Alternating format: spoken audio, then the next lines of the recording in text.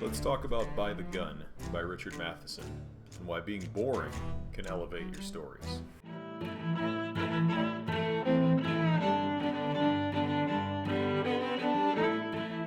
By the Gun is a collection of 6 short stories from Richard Matheson, all Western pulps. 6 stories, 6 bullets in the gun. Kind of appropriate. Most people, when they think of Richard Matheson, they think of horror. They think of Hell House or I Am Legend. But Richard Matheson wrote in all genres. He was a working writer. And many of those types of writers who wrote in all these other sorts of genres were adept at one or two, and then they could kind of fake their way through all the other genres. Matheson, though, was not so much an ape as he was a genre chameleon.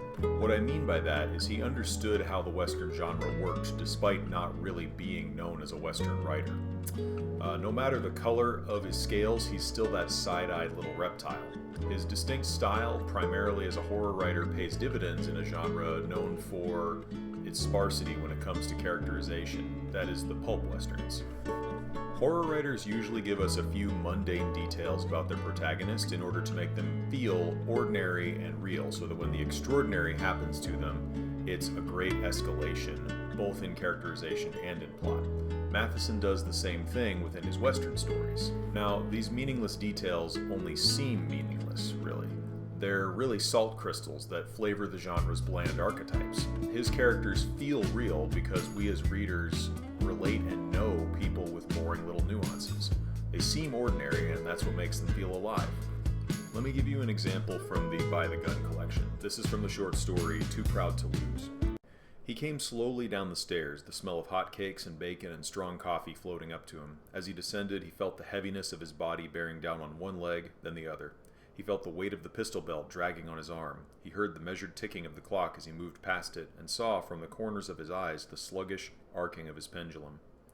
He heard his boot heels thumping on the stairs and saw the dull glow of the polished banister, the heavy panels of the front door, the clothes tree with his hat and leather jacket on it. Everything. All the things of his house, of his life, that might, in 2 hours, be suddenly ended in a wash of agonized blackness. See, we're taught in Intro to Creative Writing not to give space to details like this, especially in a short story.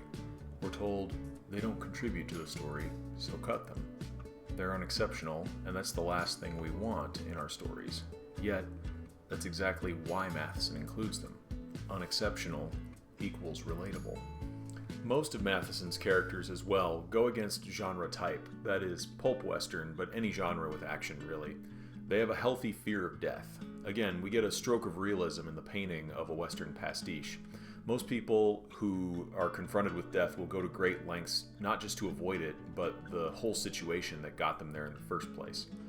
This is seen in deserting soldiers in war, passerby who walk away from dark alleys, or people who even just make sure their tires are aired up before they go on a road trip.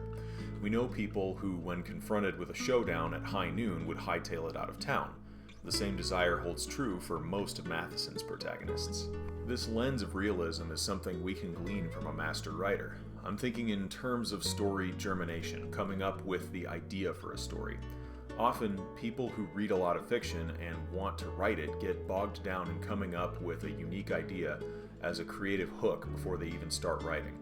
Matheson showed me, in this book, the most seemingly ordinary situations are really quite extraordinary to real people.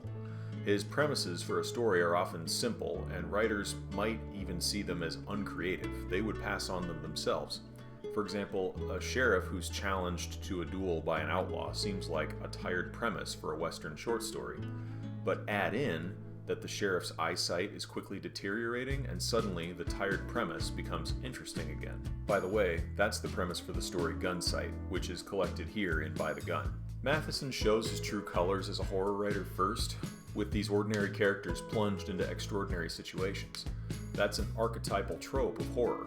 Matheson manages to add weight to situations in the Western genre that have become blasé. Blood and bullets are often as commonplace as leather and whiskey, but Matheson does not overlook the fear that life and death conflict often brings. So, if you're a writer looking for a way to spice up an ordinary idea for a story with small character details, I really recommend reading Richard Matheson. Often it doesn't take a grand, sweeping idea that nobody else has ever thought of for you to start writing a story. You can create a character who feels real and put them in an ordinary situation that people can relate to. And there you have the basis for good writing. So once again, this is the anthology By the Gun by Richard Matheson. If you're a writer looking to increase your skill in characterization, I really recommend it. And if you're just a fan of cool Western stories told at a blistering pace, then I also recommend this copy. Until next time, keep reading.